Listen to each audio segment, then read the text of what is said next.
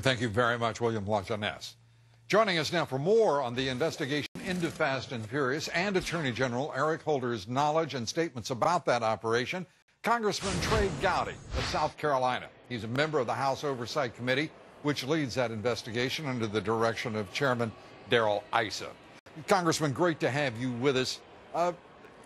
Would you not call the statements made by this Attorney General to be directly contradicted by the emails that the White House provided late Friday evening?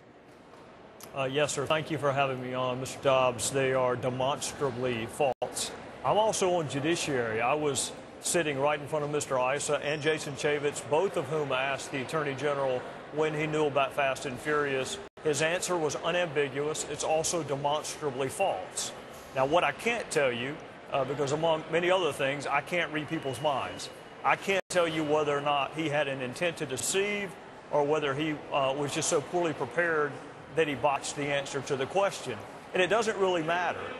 Either he intentionally gave a demonstrably false statement to a committee of Congress, or he is so out of touch with his own office and other higher-up officials in DOJ that he wasn't engaged enough to know about Fast and Furious, neither of which is a very good outcome for General Holder. And Congressman, there is another statement that it seems to me be troubling to everyone in your committee and all of those involved in the investigation, and certainly the Justice Department itself and the White House. And that is the statement that 1,500 weapons, and it's stated categorically, 1,500 weapons were provided the drug trafficking cartels. There is no suggestion of any ancillary plan or rationalization for that outcome. It's a straightforward, bald statement. That has to be deeply troubling.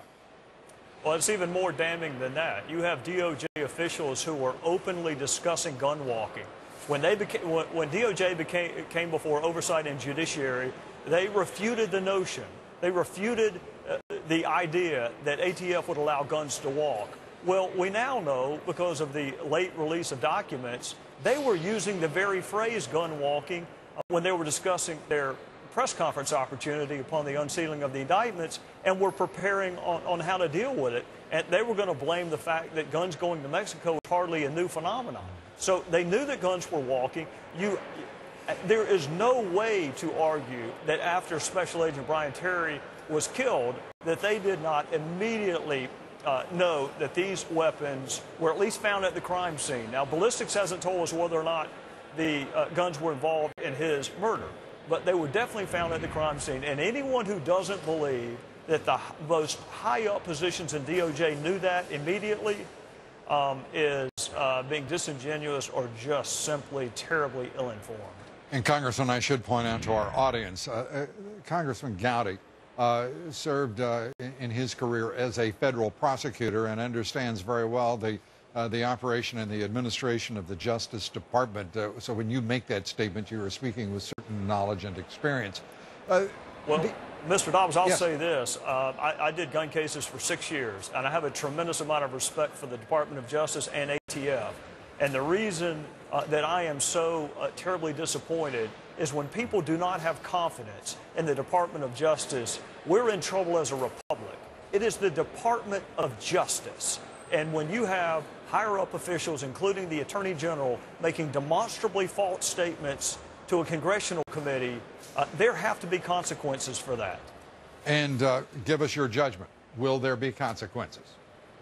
Well, anyone who cares about the integrity of the Department of Justice and the criminal justice system, at least on the federal side, will want this to be looked at, and looked at by an impartial person who does not report to Attorney General Holder. That's the least the administration can do for the American public, so they can have some level of confidence in the results of the outcome of this investigation. Congressman Trey Gowdy supporting the call then for a special counsel, special prosecutor, independent investigator of Operation Fast and Furious and the Justice Department and parts, at least, of the White House itself. Congressman, great of you to be here. We appreciate your time.